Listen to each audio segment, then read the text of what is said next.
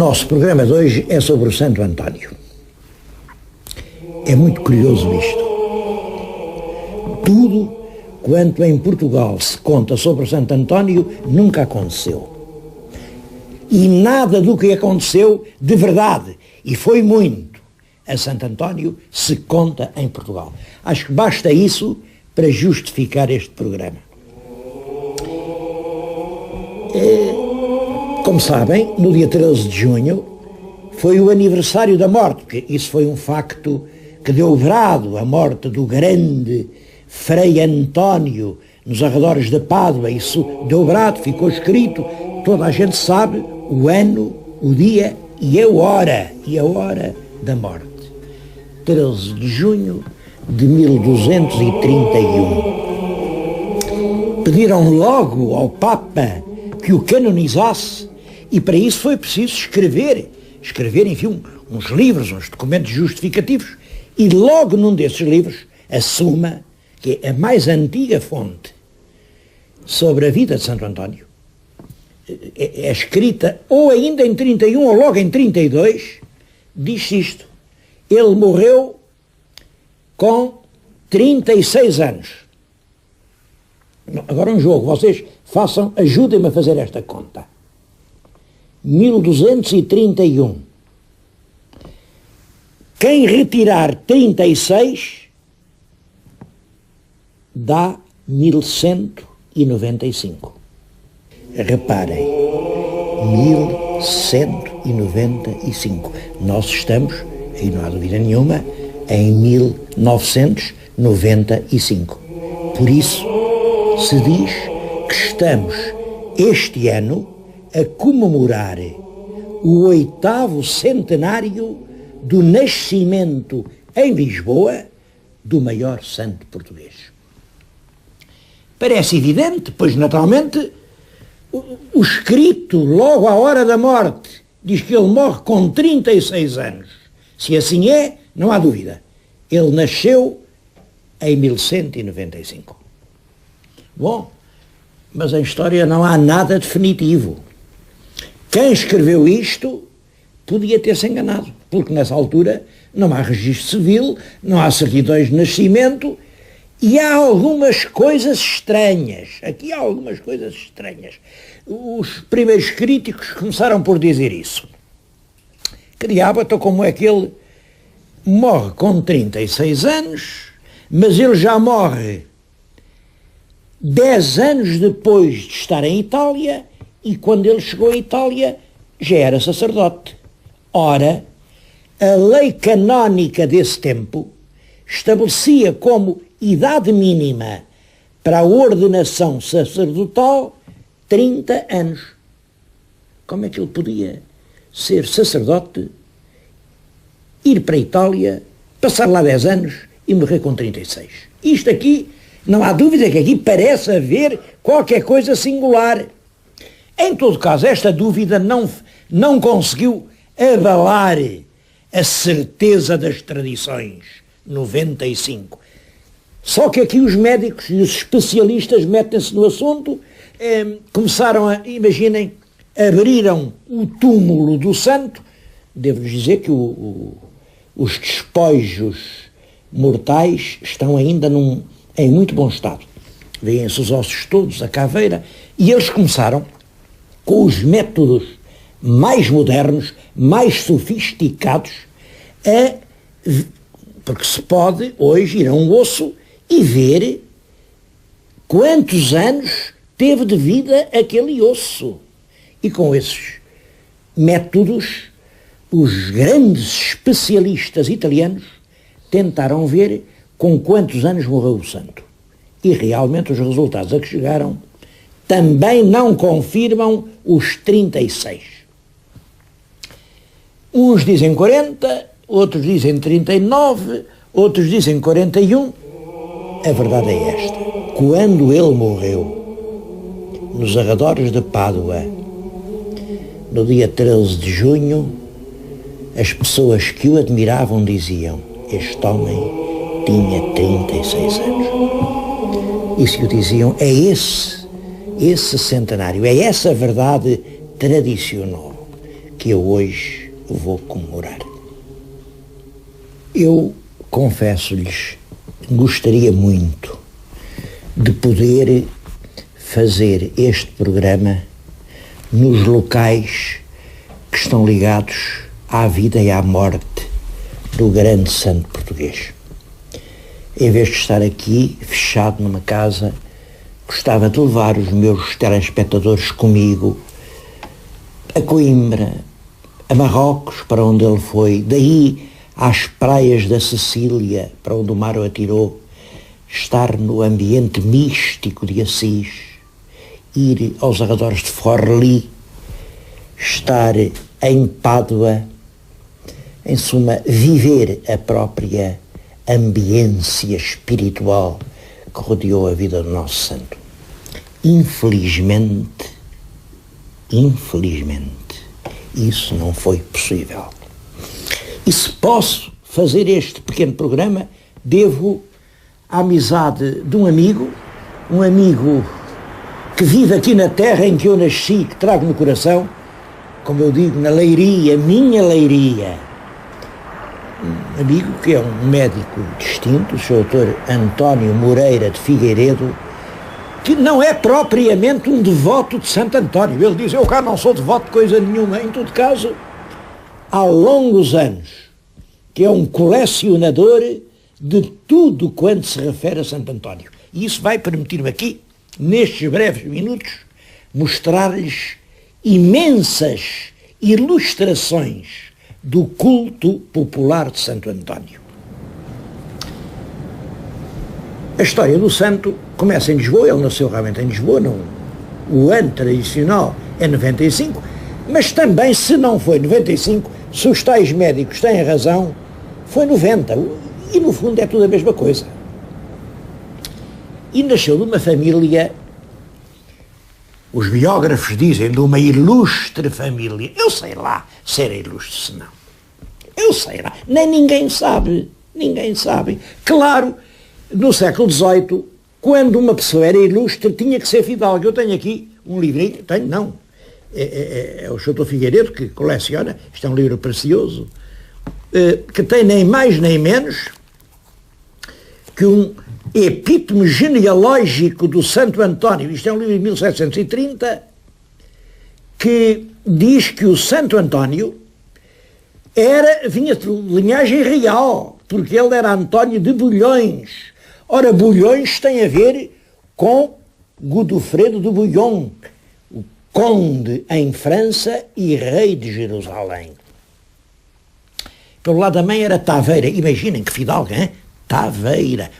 Os ilustres Taveiras, eu acho que vocês conhecem. Os Taveiras, hein? Eu até julgo, o pai era Martinho Bulhões. Eu acho que isso, Bulhões, também é uma pura conjetura minha. Estou para aqui também agora a imaginar como os outros imaginaram. A minha certeza vale tanto como as certezas alheias. É uma pura possibilidade. Mas eu acho que isso de Bulhões é apenas o plural de bulhão. E bulhão queria dizer a moeda de cobre, uma moeda, não era cobre, era uma liga metálica, era a moeda pequena. A gente hoje diz os cobres.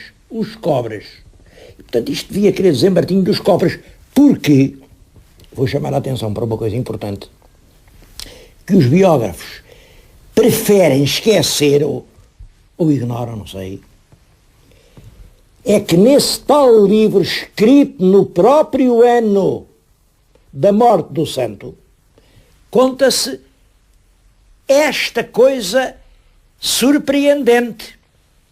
O pai do santo, o tal Martinho, de Lisboa, tinha que receber uns dinheiros por conta do rei. Recebeu-os e depois de receber tinha que prestar contas, tinha que os entregar.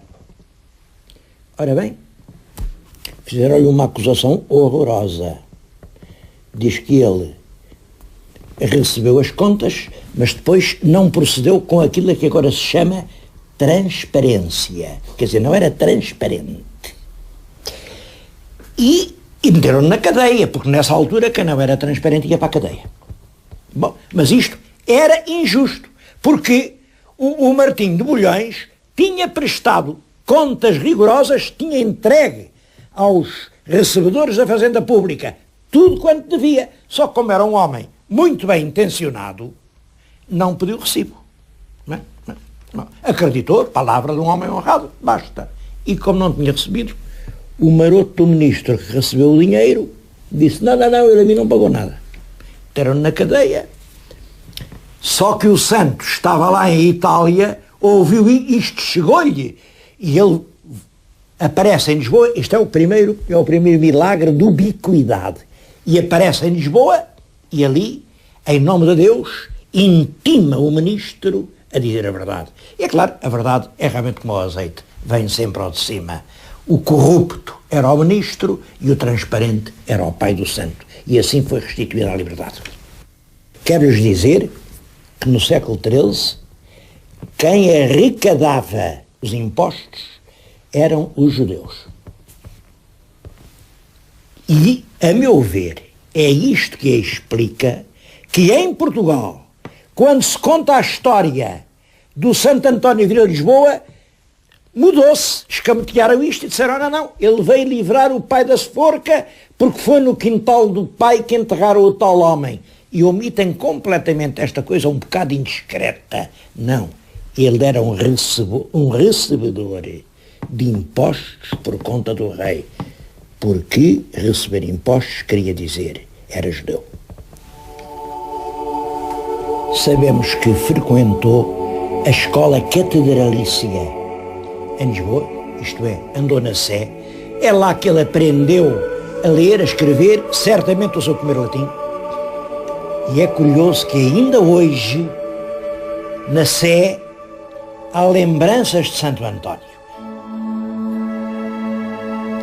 Coimbra tem um papel extremamente importante na história deste Fernando Martins, filho de Martim, claro. Martim, Bulhões, porque o Bulhão, como eu penso, era a alcunha, Fernando Martins. Ele estuda ali. Santa Cruz de Coimbra era um centro de estudos muito notável, e ele passa ali uns anos. Passam uns anos e subitamente resolve sair de Santa Cruz e ir para um eremitério franciscano que havia nos arredores de Coimbra. Entra nos franciscanos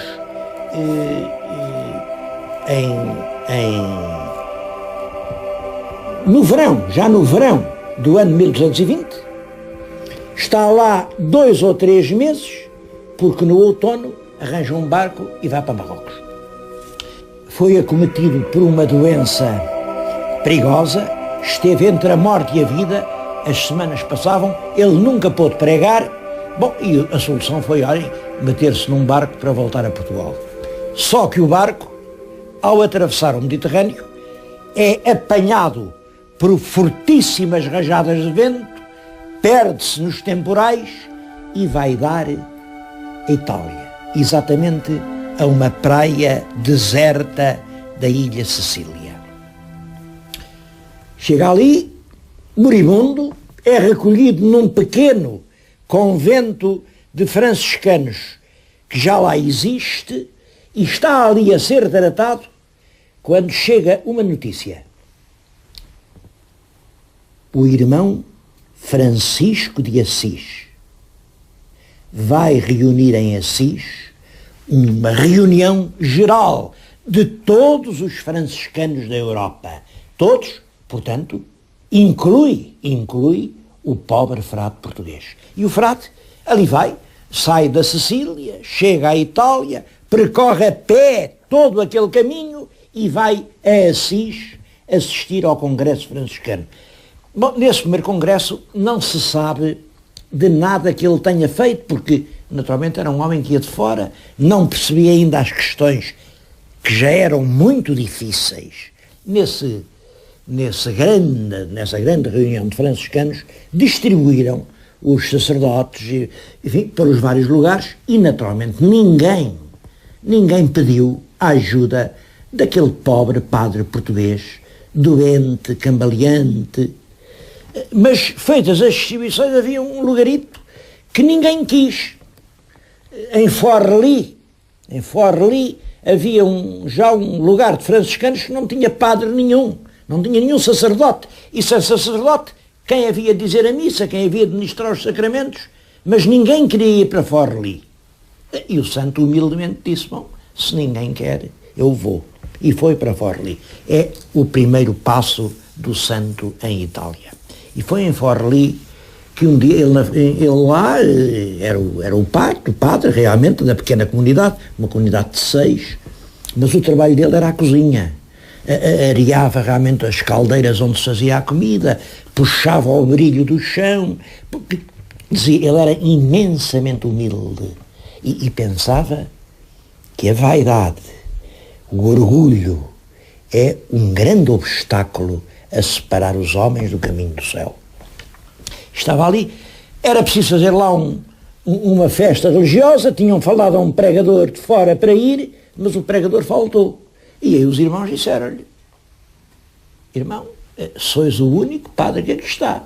Isto tem que meter homilia, é preciso que alguém fale. E ele então, envergonhado, teve de falar. E fê-lo com fulgor, com entusiasmo, com uma paixão, com um coração que deixaram toda a gente deslumbrada. Afinal, aquele pobre irmão que esfregava os chãos da cozinha tinha uma palavra de ouro, era capaz de fazer mover as próprias montanhas. A partir daí, a partir do sermão de Forli, a vida de António é uma permanente glória. Ele viveu só 10 anos em Itália, chegou a falar em Roma. Esse discurso de Roma, para mim, é das coisas mais emocionantes, porque os romanos não sabiam latim e ele não sabia falar o dialeto de Roma. Aliás, a Itália, nessa altura, estava a renascer os espíritos nacionais e havia já mais de uma dezena de línguas italianas. E os grandes pregadores resolviam isso, dizendo cada frase, primeiro numa língua, depois noutra, depois noutra, depois noutra, repetindo a mesma frase em todas as línguas que os ouvintes entendiam. Só que o santo português chega ao púlpito e fala uma língua só. Fala com gestos, fala com o fulgor dos olhos. Ele só tem uma coisa para dizer, uma coisa simples.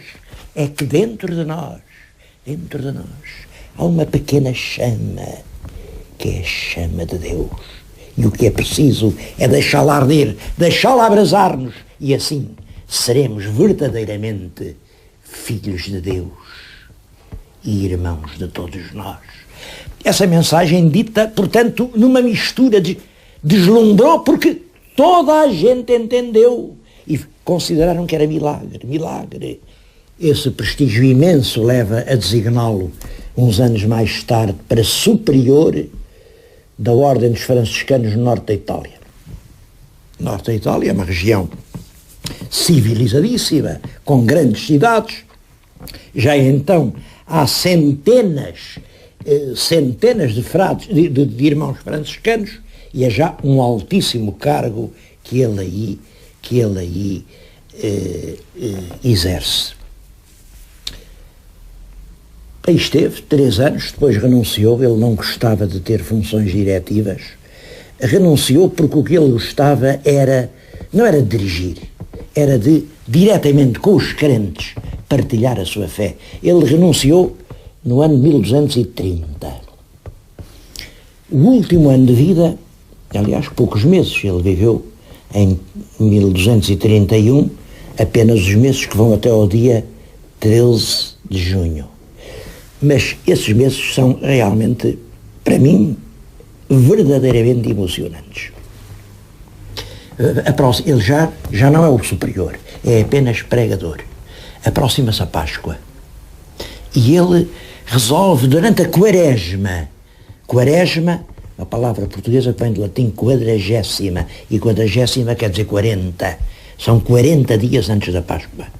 resolve em cada dia pregar aos habitantes de Pádua um sermão. 40 dias a falar ao seu povo. De semana para semana, ele tem que mudar de templo, porque vêm centenas, depois milhares, depois dezenas de milhares. A fonte manuscrita, escrita depois da morte, diz que chegou a ter 30.000 pessoas que o queriam ouvir. E a palavra dele convence. A verdade é que ele não aguentou esse esforço terrível da Quaresma de 1231. A Páscoa passa e ele são meses de agonia e vem a morrer no dia 13 de junho. Logo a seguir, a cidade pede ao Papa a sua canonização. É um caso espantoso na história da Igreja. Menos de um ano antes da morte foi canonizado. O que não admira, porque o Papa conhecia-o, o Papa tinha-o ouvido pregar. O Papa era então cardeal, ao ouvi-lo disse: mas este homem é a própria arca do testamento. Tal era a cultura e o saber das escrituras do frade português. Bom, ele aqui a Portugal o culto chegou mais tarde, eu não sei ao certo como é que se pode explicar esse atraso enorme, mas no século XIII e XIV não há vestígios de um culto antoniano em Portugal. No século XV é certo que para ele contribuiu fortemente o cardeal Dom Jorge da Costa, que estava em Roma. Eu não posso dizer que fosse ele a introduzi-lo, mas que contribuiu para o instalar, é verdade. No século XVI esse culto generaliza-se, e então aqui no Brasil há inúmeras terras de Santo António, capelas de Santo António, imagens de Santo António, e Santo António transforma-se num santo popular. Há uma coisa curiosa que naturalmente me perguntam: porquê é que o santo tem um menino ao colo? Isso é uma coisa que tem que ser explicada. O santo não tem realmente nada a ver com o menino Jesus. Tem a ver é com o livro, porque ele era um homem extremamente culto, como dizia o Papa, era a arca do testamento, e aquele livro significa uma coisa que é verdade: ele é doutor da Igreja. Mas, na suma, no tal livro, escrito na altura da morte, conta-se que um dia um frade viu vir uma luz brilhante das frestas da porta da cela que ele habitava. Foi espreitar. Que luz era aquela? Então dá com este quadro: o santo em êxtase olha ao céu, e no céu está o vulto de um Jesus que lhe sorri e lhe faz gestos amistosos. É este relato do frade que o Santo António nunca contou isso. Em nenhum dos sermões de Santo António há alusão a esse aparecimento do menino Jesus. Mas lá que foi contado por um companheiro foi, e por isso, como os escultores populares não podem fazer a imagem do santo e pôr o menino no ar, deram esta solução engenhosa, que eu acho é realmente curiosa: sentar o menino em cima do livro. Porque o livro, o Evangelho, segundo o próprio santo, só servia para pôr os homens em contacto direto com Deus. A falar de Santo António eu nunca mais me calava, mas tenho que acabar, e quero acabar com um pedido a Santo António. O que estão a ver é uma peça feita agora, nas Caldas da Rainha, uma peça lindíssima, apresenta a versão portuguesa, porque o doutor de Bolonha, o professor das universidades, em Portugal transformou-se no santo casamenteiro, o santo que conserta as bilhas da rapariga que deixou quebrar a bilha. Bom, eu acho que nesta altura ele consertava as bilhas, agora bem podia consertar a fonte. E a quem diria? Há tantos meses a fonte grande está partida que eu ouso fazer ao Santo António o pedido de mais um milagre. Quando é que esta gente vai consertar aquela fonte?